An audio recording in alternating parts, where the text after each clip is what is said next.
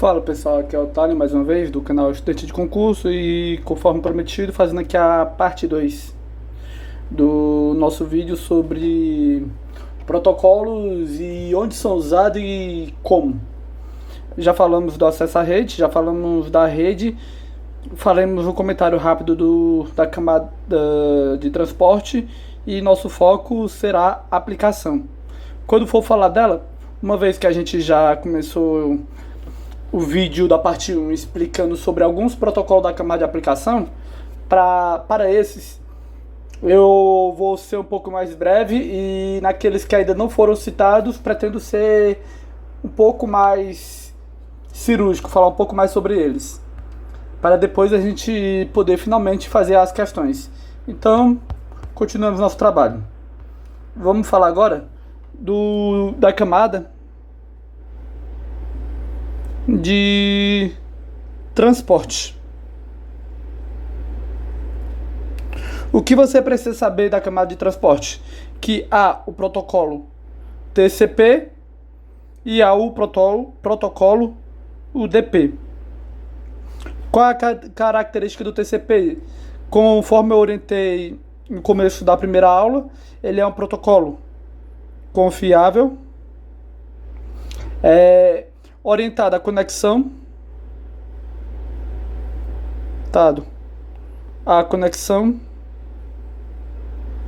ou seja, antes mesmo de enviar os dados, ele se preocupa em ver se a conexão está ok, fazendo uma requisição para o outro host. Enquanto o protocolo UDP, ele não é confiável e ele não tem essa preocupação com a conexão. Então ele é não confiável e sem essa preocupação com a conexão. Entretanto, enquanto um garante a confiança, o outro garante a velocidade, sendo rápido, e uma característica chamada baixo overhead. O que seria esse overhead? É a característica de, por exemplo, tudo que é custo extra para transmitir os dados. Overhead é justamente baixo custo para transmitir a mensagem.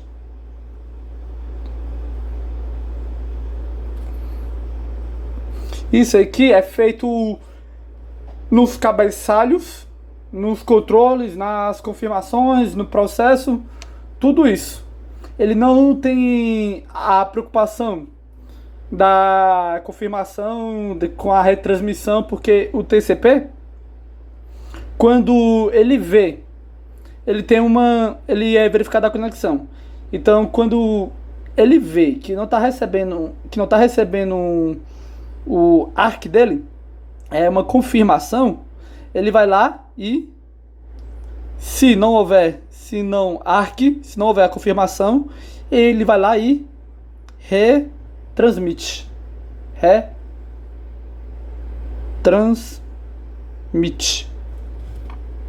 a mensagem. Ele tem toda essa preocupação com a retransmissão da mensagem, garantir que realmente chegue. Enquanto o DP, poxa, caso não chegue, a próxima chega. Não tem toda essa preocupação, e isso causa um baixo overhead, ou seja, custo para transmissão da mensagem.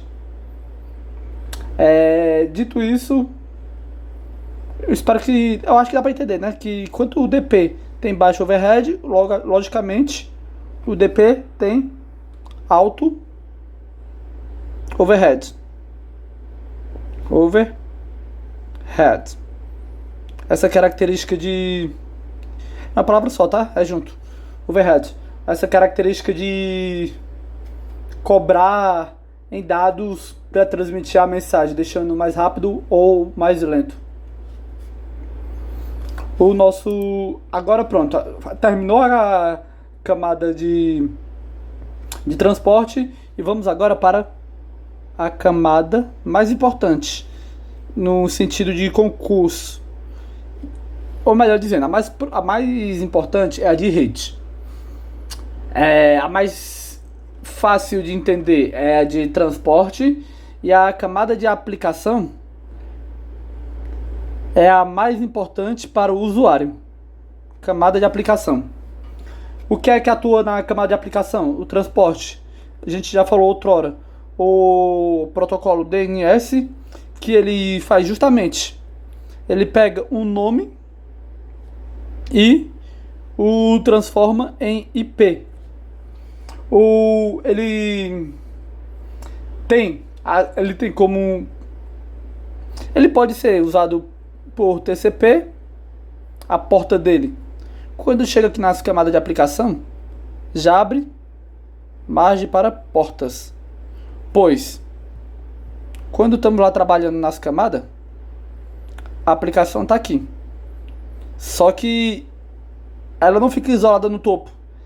Para chegar a outra máquina, ela vai descendo.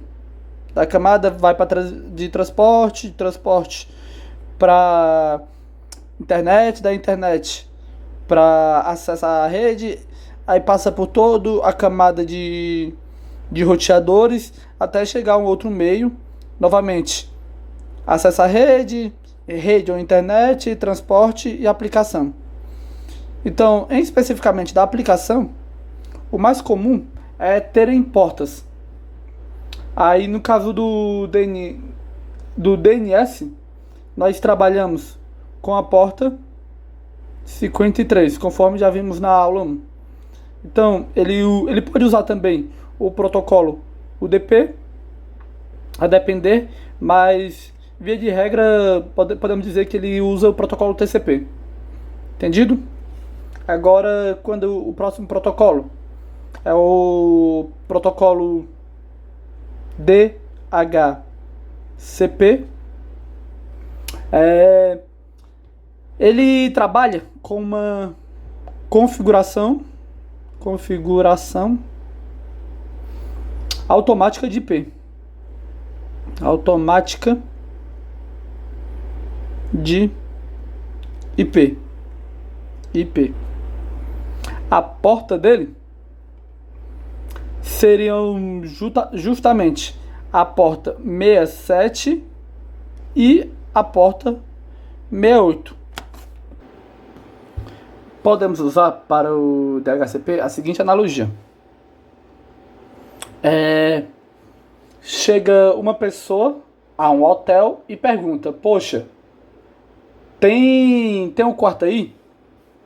Essa aqui seria a pessoa, o indivíduo. Aí a pessoa que pergunta: poxa, tem algum hotel aí? Tem algum quarto no hotel? A pessoa chega no hotel e pergunta: tem algum quarto livre aí? Aí o hotel vai lá e responde: poxa, tem um quarto livre sim. Então o cliente pede ao DHCP.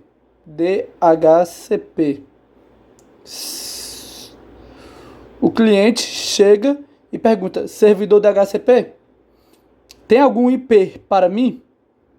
Aí o DHCP vai lá e fala: poxa, acabou de sair um IP fresquinho para você. Aí ele vai lá e o DHCP oferece um IP para o cliente. Chega aqui, o cliente pergunta: tem IP? Aí vai lá o DHCP e devolve o IP para o cliente. Fala assim: tá aqui um IP para você. Qual é a vantagem disso? Porque em vez de fazer uma máscara, ao invés de um humano fazer uma máscara ali na rede, fazer todo aquele procedimento de separação de maneira artificial ali, que poderia haver erro humano ali no separar das redes, poderia haver erro humano ali na parte até de conflito de IP, a rede poderia ficar de forma demasiadamente longa. Tudo isso, protocolo DHCP cuida justamente disso, de otimizar o emprego dos endereços IP. Aí, para o cliente, é dado o 67, a porta UDP. Não é TCP, é UDP 67. E já ia conferindo aqui, pessoal. O servidor, não é o cliente não, aqui 67 é o servidor. O servidor usa a porta UDP 67 e o cliente usa a porta UDP 68. Espero que você tenha entendido essa ideia da analogia. De justamente chega o cliente ali na porta 68 e pergunta: pô, tem algum servidor DHCP aí? Ele faz o pedido em broadcast ali pra quem tiver lá. Aí vai lá o servidor: opa, tenho sim um IP pra você, um quarto pra você. Aí o cliente vai lá e fala: ô, eu quero sim esse. Confirma, né, o pedido. O cliente: pô, então eu quero esse quarto, ou esse endereço IP. Aí o DHCP vai lá e confirma, dá o check dizendo: ok, ciente, esse IP agora está ocupado e esse IP agora é seu. Entendido? Próximo, temos o protocolo HTTP e o HTTPS.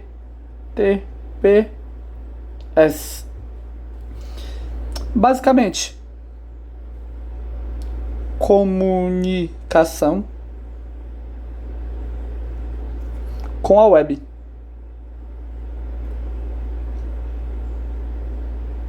Permite que o usuário, a camada da aplicação, se trate de fornecer serviço ao usuário do mais alto nível, né? Sabendo disso, é o que permite a comunicação do usuário com a web. Enquanto tudo isso que a gente tem falado até agora está no nível bem baixo ali, no nível bem técnico, aqui já tem textos claros. A ideia aqui não é... Enfim, a ideia aqui é justamente que o usuário consiga entender. E é utilizado a porta TCP/80. Uma porta até que vale a pena você saber. Enquanto isso, ele tem... O HTTP tem a característica de ser considerado vulnerável, e o HTTPS veio justamente para supletar isso. Ele tem a mesma... É o protocolo HTTP evoluído, ou seja, texto claro, comunicação com a web, só que agora tem a característica da web mais segurança, garantindo ali a criptografia. Esse aqui é o protocolo HTTP mais SSL TLS. O SSL é o protocolo de criptografia, só que ele foi suplantado, ou seja, apareceu um melhor, e atualmente é usado o TLS, mas ou é um ou é outro. Os dois são protocolos que fazem o papel de criptografia. E como é que funciona esse protocolo aqui na prática? Antes de falar como ele funciona na prática, que pode confundir alguém, e não é, pode ser importante, mas não é o foco ali da maioria das questões. Normalmente a maioria das questões vão cobrar até esse aqui, ó. Porta TCP 443. Aí pode ser que algumas questões ainda mais técnicas venham perguntar como é que funciona. Aí você vai ter que olhar lá e saber. Poxa, primeiro, o usuário vai lá, acessa a internet ali pelo seu celular, pelo seu, enfim, ele acessa o navegador. Aí quando ele acessa o navegador,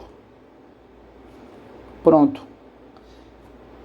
Esse ato de acessar o navegador, aqui temos o cliente, o browse, ali o acesso à internet como a gente bem conhece ali, o aplicativo.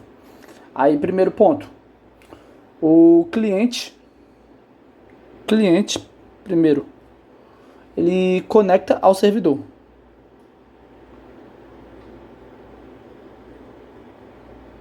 Porque como é que funciona? O navegador vai lá representando o cliente e acessa a internet. O navegador, como que é o cliente, acessa a internet. Na internet, ele vai lá e se conecta com o servidor. Dentro da internet vai ter o servidor. Perfeito? Aí o servidor, depois, o servidor envia um certificado confirmando, é como se fosse uma credencial, é uma credencial confirmando, poxa, sou eu mesmo, não sou um servidor fajuto, sou eu mesmo. Aí o servidor vai lá e ele contém uma credencial,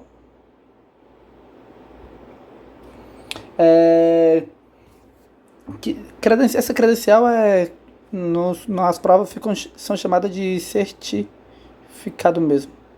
Certificado. Perfeito? Aí essa parte aqui. Aí esse certificado contém chave pública.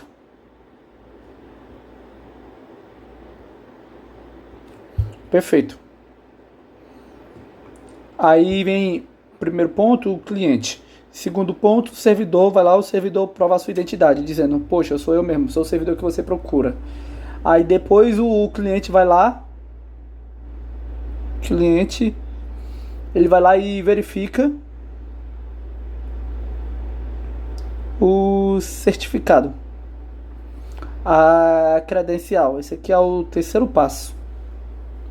Aí se ele observar, poxa, realmente é um certificado autorizado, tem toda a parte, o domínio realmente é o previsto. Então ele vai vendo ali, tendo a confirmação, cria-se uma sessão, a chave de sessão ali que vem dos das arquiteturas ali na camada de aplicação. Então realmente cria ali a chave de sessão. E dentro dessa chave ali há a comunicação segura. Então, ali, quarto passo. Cria sessão.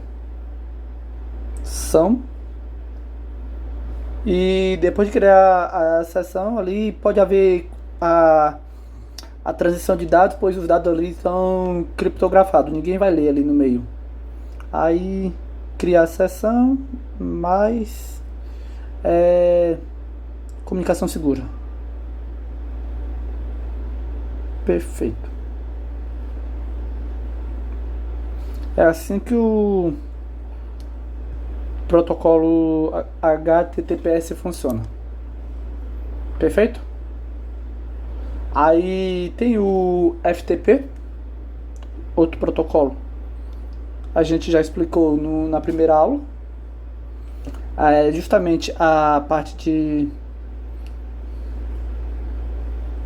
transferência de arquivo, transferência de arquivos. Ele funciona, esqueci de comentar aqui, mas cadê? Não, esqueci não, tá aqui. Perfeito, gente. Aqui funciona na porta TCP 21. Ainda tem também a porta TCP/20. Como é que funciona? O FTP é o protocolo da transferência de arquivo. Mas em nível de computação, o 21 ele ativa no modo passivo e ativo, ou seja, ele recebe e informa, ele conversa. Enquanto a porta 20, ele trabalha. O que eu quero dizer com isso? Que, na verdade, a porta 21, o protocolo FTP, ele é responsável pela transferência de arquivo, e na porta 21 fica ali responsável pelos comandos, pelas conversas, pelos login. Enquanto a porta 20, ela serve para o passar dos dados. Ela só fica ativa enquanto os dados estiverem passando. Depois que passar, ela vai lá e fecha. Aí tem essa característica, é o que mais pode se dizer do protocolo FTP, que a porta 21 é a porta para controle, e a porta 20 está sempre ativa. Quem conversa, controla, vou dizer assim, e quem trabalha está sempre ativo. Aí o próximo protocolo SMTP, é um protocolo responsável pelo envio de e-mail. Ele não recebe e-mail, em via de regra, não recebe em e-mail. Teve uma questão, eu acho que foi da PRF, que é muita maldade, que basicamente era assim a questão. Falava lá, poxa, eu não lembro exatamente a questão, mas era para dizer se o protocolo SMTP recebia também e-mail, mas aí a questão é o seguinte, a maioria errou, logicamente, mas também é o que eu falo que é maldade, porque é o que? É um usuário, aí o usuário vai lá e envia o seu e-mail e deixa ele no servidor.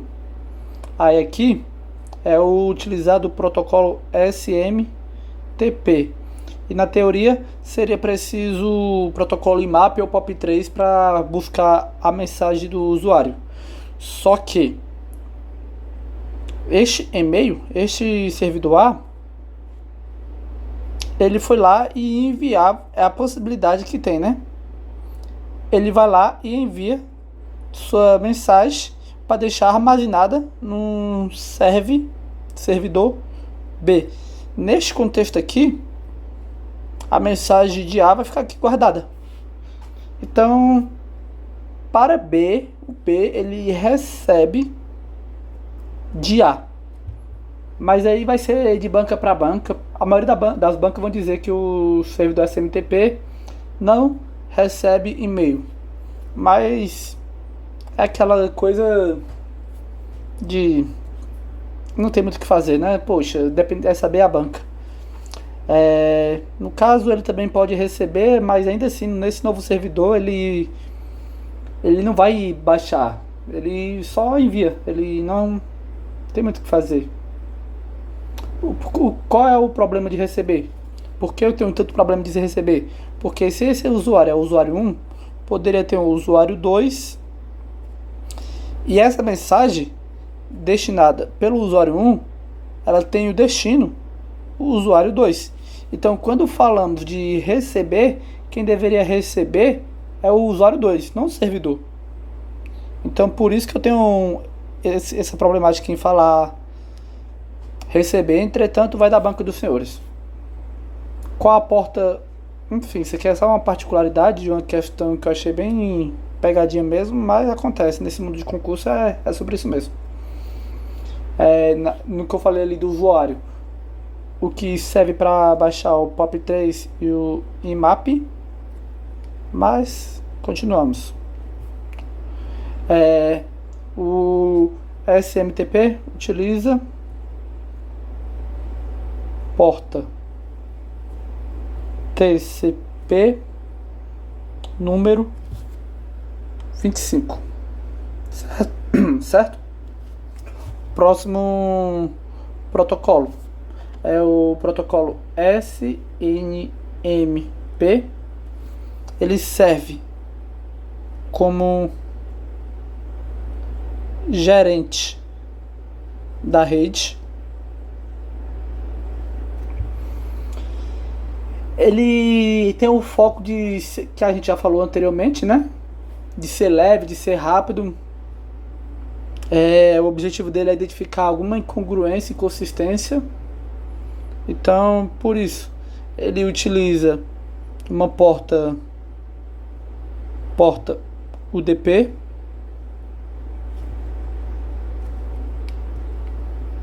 uma porta UDP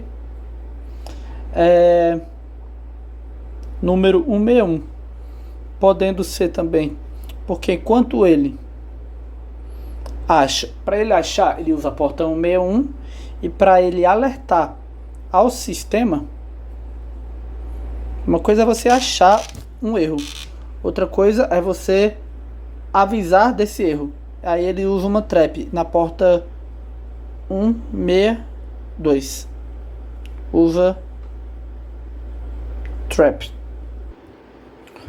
Vale a pena falar ainda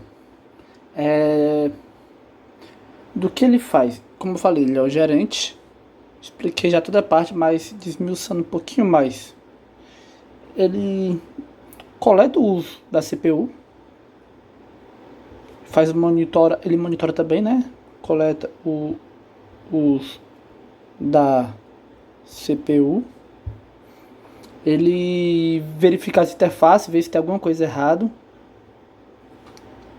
Interface, olha, verifica as interfaces. E se houver, ele manda um alerta pela porta.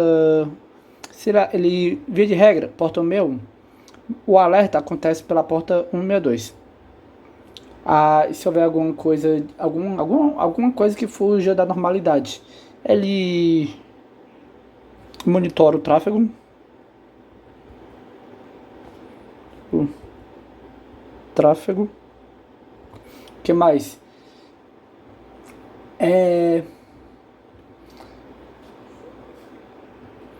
Faz o papel de evitar males maiores.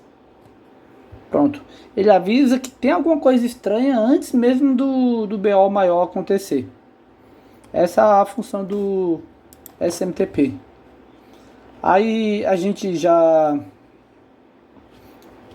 falou do protocolo de criptografia, né? Que seriam os SSL, que depois se evoluiu para o TLS.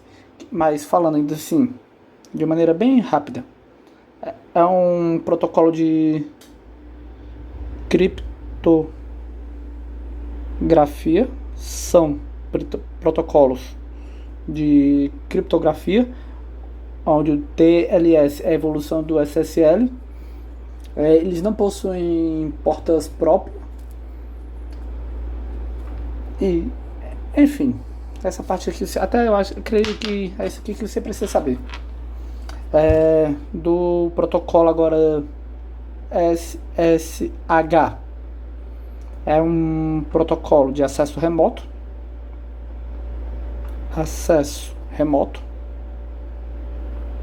Seguro. Ele veio para substituir justamente o Telnet, que a gente vai falar já. Substitui o Telnet. E ele usa uma porta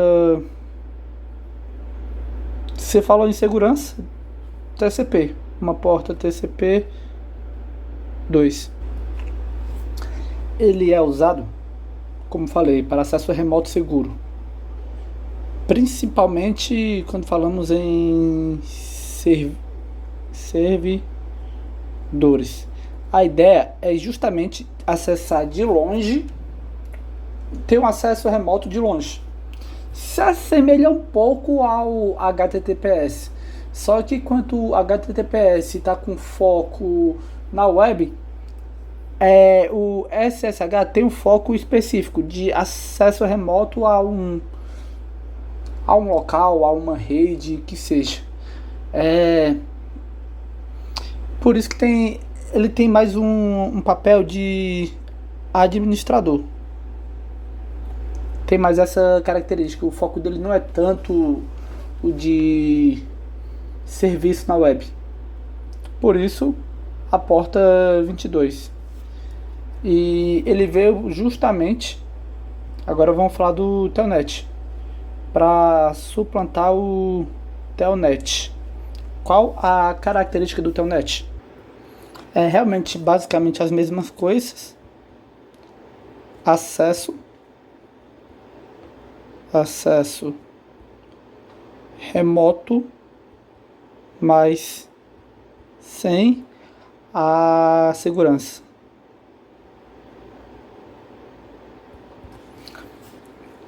Não tem a parte de criptografia, não tem toda essa preocupação. Tudo que ele tem ali é a porta TCP número 23. É usar o protocolo TCP. Fora isso, não tem a preocupação com a confidencialidade, integridade, a autenticidade. É uma comunicação aberta. É um acesso remoto inseguro, podendo ser interceptado. O próximo protocolo, LDAP.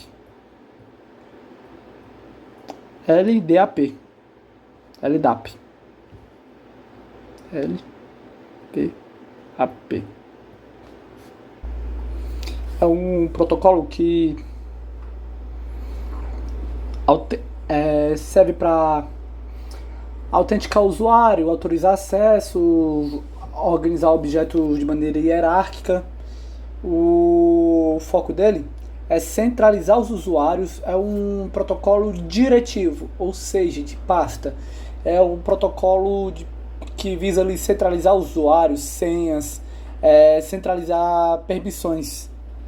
Então, posso dizer que ele é um protocolo, deixa eu ver, é como se fosse, é um protocolo que armazena e organiza informações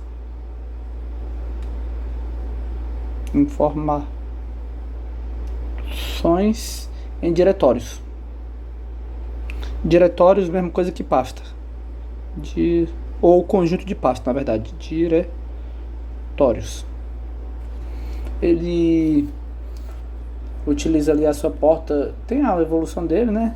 Que é o LDAPS, que é a única diferença é que vem criptografada. Mas ele usa a sua porta. Ele pode usar tanto o DP quanto TCP, a porta número 389. O nosso próximo protocolo é o protocolo Radius.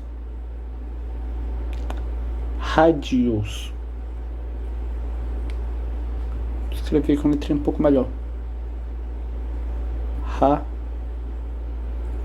Radius. Ele também tem essa função de autenticação e centralização.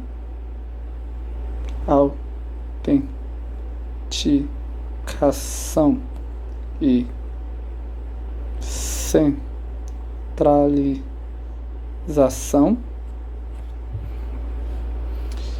é uma ele é muito usado em redes corporativas. Redes corporativas.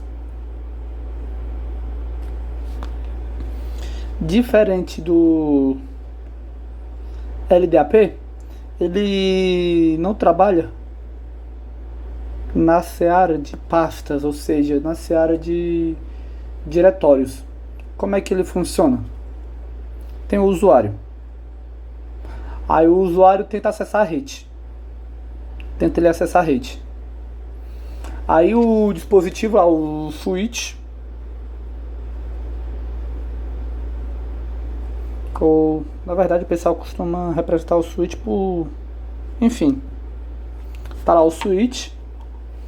Aí o switch vai lá e pergunta ao protocolo rádios, né?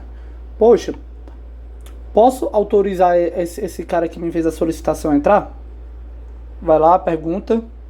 Aí, de acordo com a resposta para o switch, é negado ou liberado o acesso. Tem mais esse teor de rede mesmo. Não é simplesmente diretório, pastas. Ele utiliza ali a porta. Eu acho muita maldade o pessoal ficar perguntando essas portas. Tem aqueles que é mais comum, agora dependendo, essas portas aqui já começa a ser um pouco menos provável. Portas 1812 no protocolo UDP.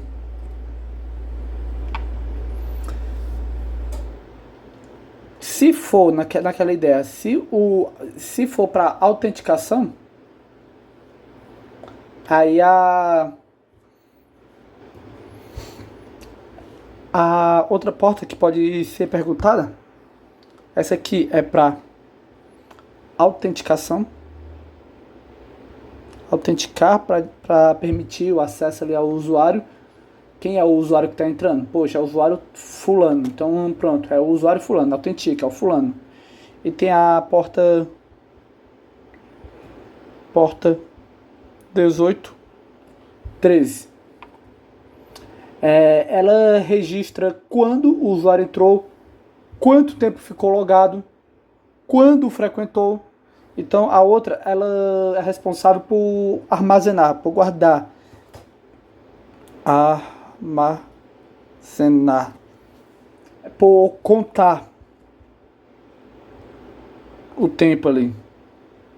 Esse aqui é o nosso protocolo rádios. Aí tem também o protocolo H323. Este protocolo está mais ligado à voz.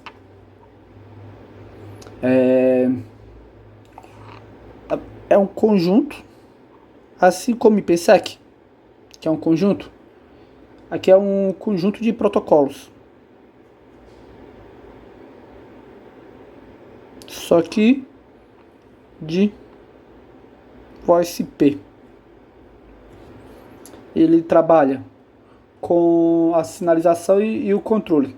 E a porta pode variar de acordo, né?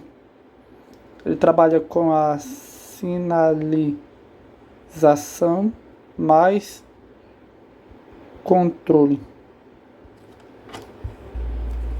Ele trabalha em conjunto, né?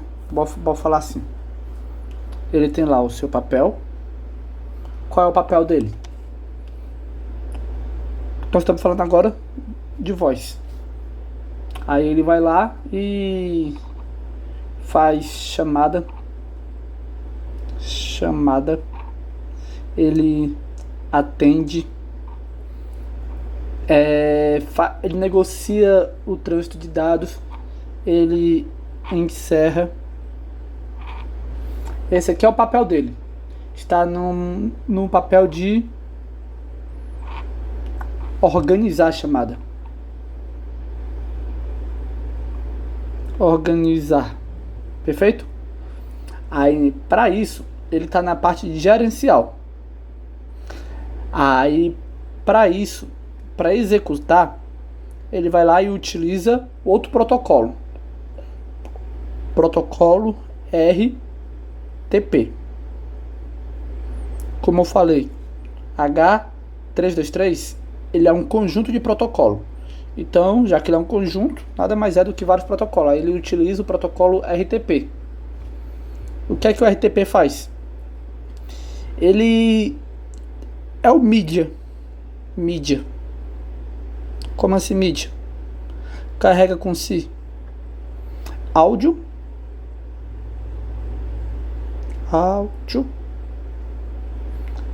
vídeo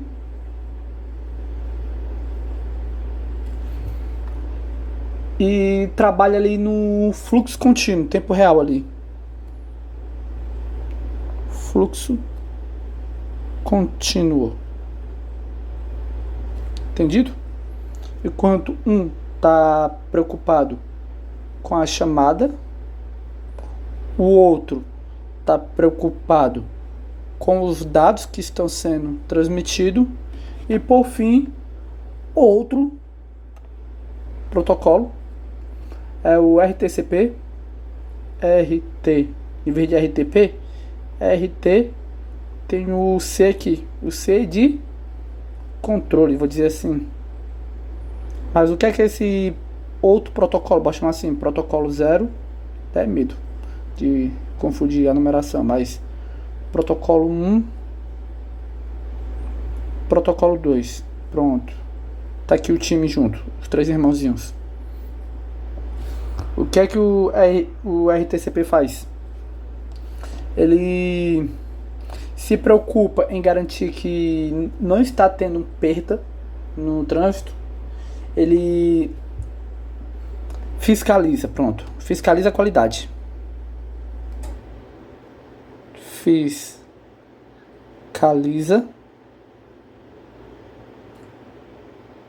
a qualidade da chamada. Ele controla, ele faz essa parte. A relação entre eles é como se o HTTP monta a ligação, o RTP é quem fala e o RTCP é quem avalia que a qualidade que está conseguindo falar algo audível. Entendido? Aí fica a observação. Quanto o HTTP ele é um sistema antigo, um pouco complexo, ele é muito utilizado ainda em ambientes legados, em computadores antigos. Existe já a evolução dele. A evolução dele continua trabalhando com o RTCP e com o RTP. Mas a evolução dele é o SIP. Tem o mesmo papel. Tem a mesma finalidade. Tem ali o papel de chamar, de atender, de negociar os parâmetros, de encerrar a chamada. Faz a mesma coisa. Vou deixar aqui registrado. Faz a mesma coisa. Ele inicia a conversa. Pronto. Ou, deixar aqui.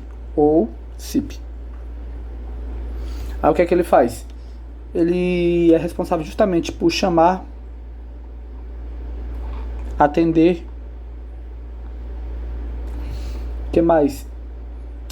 Negociar parâmetros. Negociar.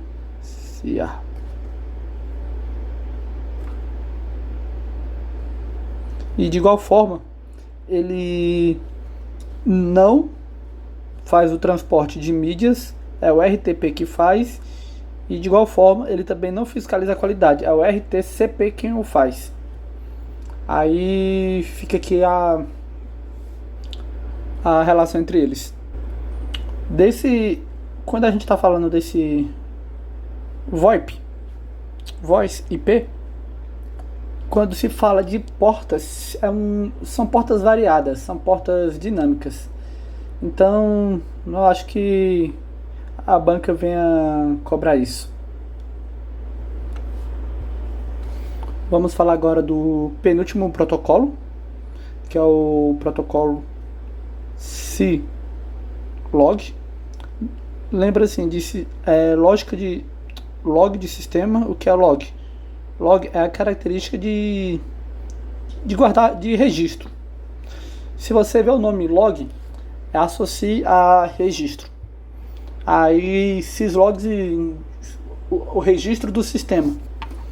É um protocolo o qual é utilizado para saber o que aconteceu com os servidores, quando aconteceu, em qual equipamento. Ele faz registro dos servidores. O que aconteceu, quando, qual,